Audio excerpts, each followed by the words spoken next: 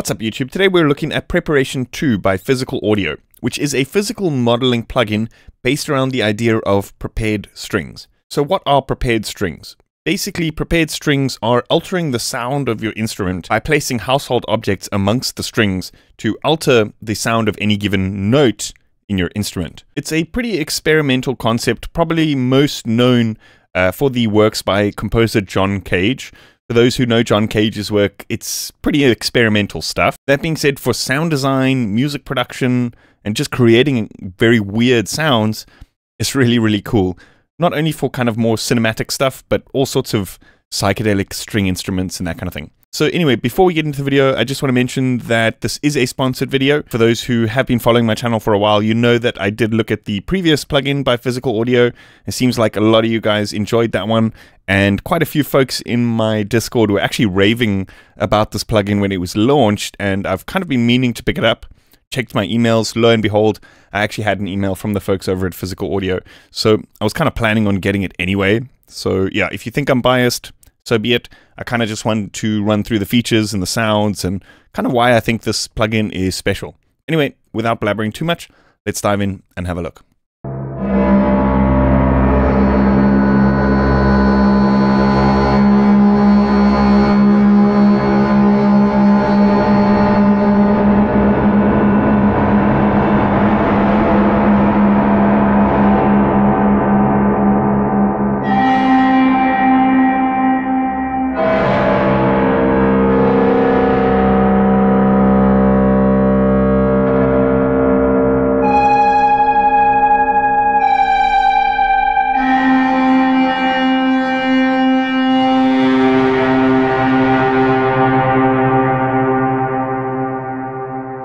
Okay, so here we have Preparation 2 by Physical Audio.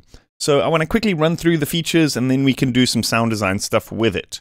So I think the thing that makes this plugin truly special, I'm going to jump to the more advanced stuff straight away and then we can go through the overall stuff because you may already know some of the other plugins. So what makes Preparation 2 truly unique and special is this section over here, this fret and rattle section. So remember what I was saying about the prepared strings.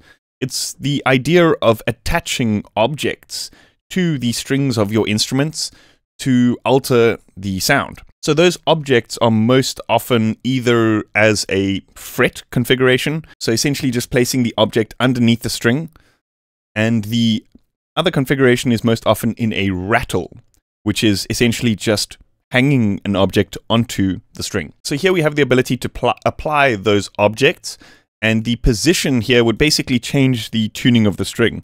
So for example, if we have a fret object that's about 50% down the neck of the instrument and the gap is 0, so it's essentially just touching the string, what we're doing is essentially doubling the frequency or upping an octave of the sound. So you're creating a kind of upper harmonic that way. So it's an interesting technique that more experimental composers used. You can call it acoustic sound design, I guess, adding objects to their string instruments to actually experiment in these kinds of ways. We can either add a fret or a rattle or both, and we have various settings that govern the material properties of those objects. So the stiffness, basically whether it's more like an eraser or more like a piece of metal, and the gap is basically the, like I said, the gap between the object and the string. So musically, how that translates is the amount of amplitude that the vibrating string needs to achieve for it to trigger that object. And then the edge is just the material property of the sharpness of the edge of that object. So in the rattle, we have some similar settings: edge, gap, and stiffness. But then we also have a mass setting, which we can actually set exact grams over here. And I believe mass 1 and mass 2 basically kind of balances it between the two strings. So for example, you can have it heavier on the one side, heavier on the other side. Pretty cool stuff. And then the strength, I believe, is how hard it's attached to the string. Okay, so that's the prepared section, the concept of adding objects to the strings. So just as the kind of traditional physical modeling synthesizer, we have a variety of different exciters, we could either trigger it with a pluck, a bow algorithm, or we could use an audio input coming in to actually trigger it. So we will perhaps experiment with that a little bit later, but let's just look at the pluck algorithm first. So this is going to give us like a plectrum on a string type of sound. So here we have the ability to set a maximum and minimum velocity. And then in the bottom here, this is basically the bias of like how hard the velocity sways to either the maximum or the minimum. And that basically determines how much velocity governs the strength of the strike in the physical modeled instrument.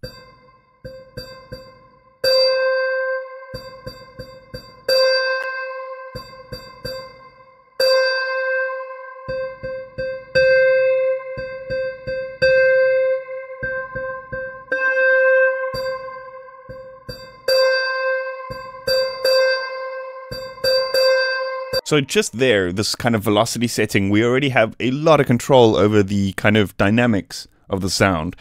This basically changes the kind of brightness of the pluck algorithm. Then we have various settings here for position, and then mic position.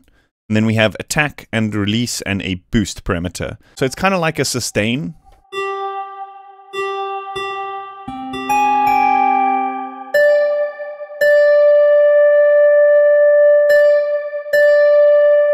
So the boost basically allows you to kind of hold the note and sustain it, which is pretty cool. You know, most pluck algorithms for physical modeling stuff don't actually have much sustain capabilities. I guess because often they're written with delays and feedbacks and that kind of thing, as opposed to, I guess this is written with actual mathematical functions, so they can change it in that way, which is really cool. And the fact that it's kind of so intuitive and so user-friendly, I really, really like that. You know, the fact that they've captured this really complex stuff in something that looks like it's not complex at all. I think that's truly special. Okay, so we also have a bow, which basically sounds like cello, violins, that kind of stuff. Often I find with this, we need to actually turn up the attack and the boost, bit of release as well.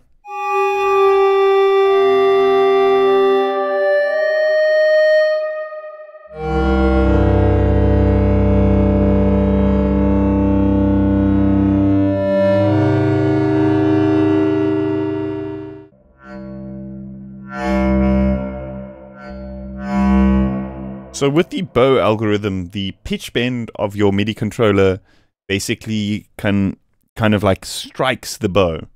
So you can kind of like hold a note and just modulate that pitch bend in a little bit. You get those kind of zoop, zoop, zoop, staccato kind of rhythms, which is really cool. Or you can do slow bows.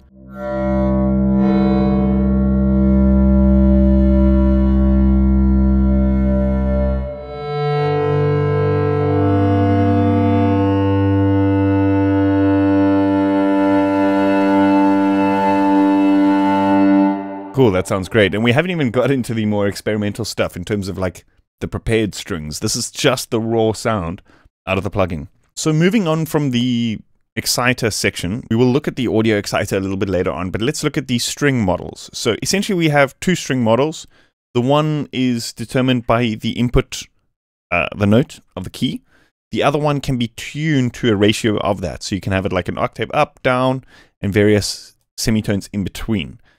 So each of the strings can also be set into bar mode. So I believe this is then physical modeling a kind of metal tine, you know, like an electric piano kind of sound.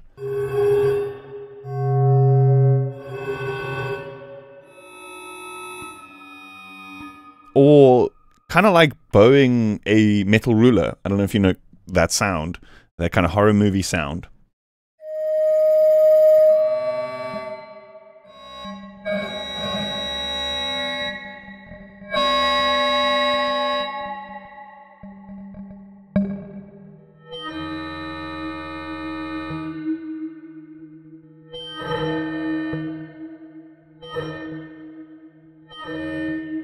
Back to the strings mode, and then we have various different settings that govern the envelope of each of the strings, also the tonality or pitch this is actually pretty well laid out in terms of, going back to what I was saying about how intuitive the plugin is. All of these kind of more mathematical functions are boiled down to very simple controls. The inharmonic control is basically just whether it's velocity controlled or pitch controlled. With all of the controls, in fact, they're kind of like very well balanced between whether it's velocity tracked and keyboard tracked.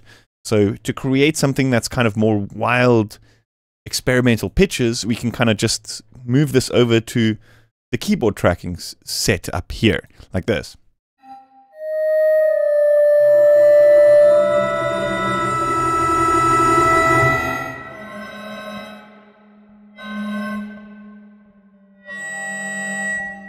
So we also have a host of effects built in: equalizer, compressor, modulations, that's phaser, filter, tremolo, and wah.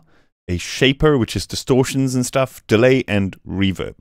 And that's about it. You can't really move them around or anything like that. But I mean, nowadays, most DAWs nowadays come with a really good host of native effects. So the built-in effects in plugins nowadays isn't so necessary. We also have modulations. So I guess this is more personal because I use Bitwig, and the modulation system in Bitwig kind of overtakes the need for modulation systems in most plugins these days. But for those who don't have it, just having extra LFOs in a plugin is really cool. However, these ones are a little bit limited. We have sine, saw, triangle, square, and random, and then just a couple of destinations to choose from. So you've still got LFOs, but they're a little bit limited. We also have a randomize. So what we can actually do is that we can actually lock one of these strings. So let's say, for example, we like the sound of this. Let's lock this string. But then we can actually randomize all of the other settings in the plugin. So we can kind of keep things in tune or kind of musical here, but all the added extra stuff is being randomized.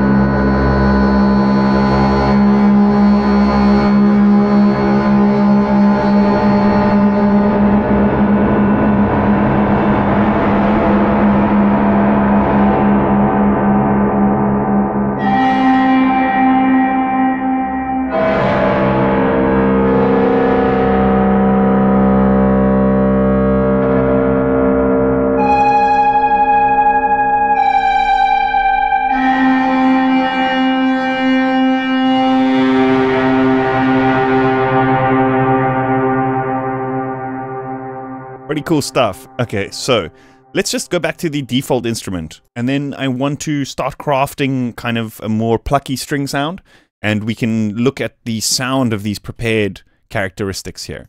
So I've actually got a MIDI that I've prepared here. And I'm going to use this velocity curve device to randomize the velocity of the incoming MIDI.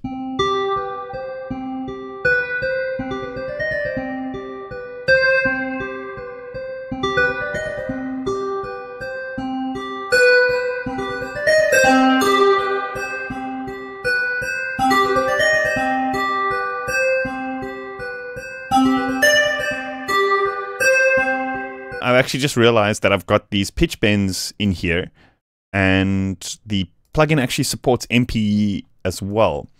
So if we enable it here and enable it here, we should be able to get those kind of pitch bends and stuff to not only be polyphonic, but we should also be able to control some of these parameters with aftertouch and that kind of thing.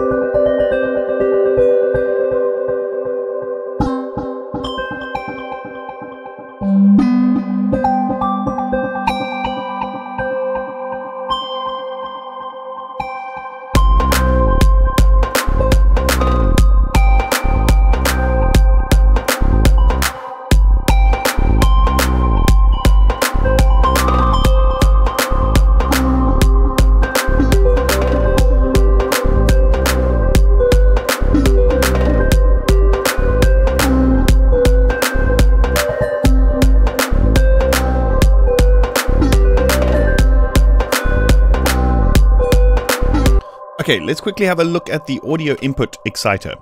So for this, what I want to do is I want to add a sampler right at the beginning here. So let's set this to sampler instrument, and we can just add a kick drum, and we can just turn the decay and sustain down. Let's go into the plugin and turn audio on like this.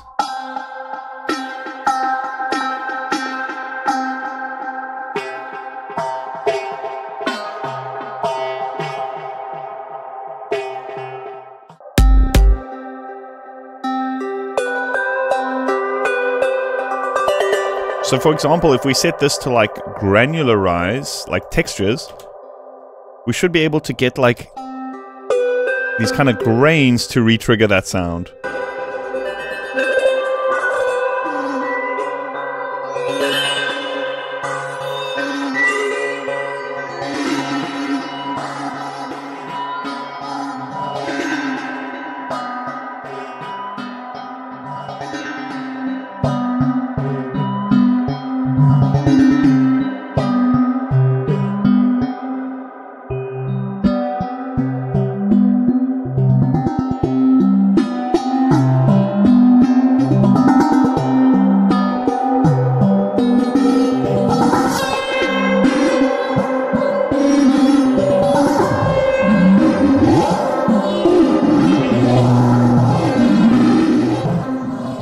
Or even something just simple like a closed hi-hat, just to create like a little bit of transient.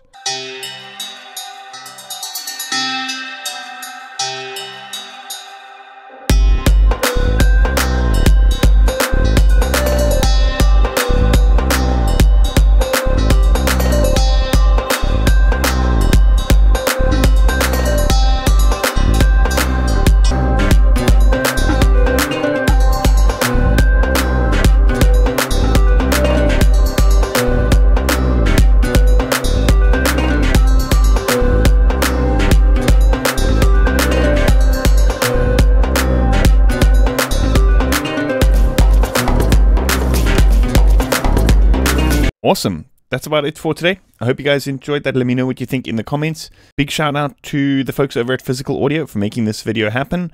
And big shout out to you for watching. If you haven't yet, please consider hitting that like button and subscribing to the channel. And yeah, I'll see you guys next time. Cheers.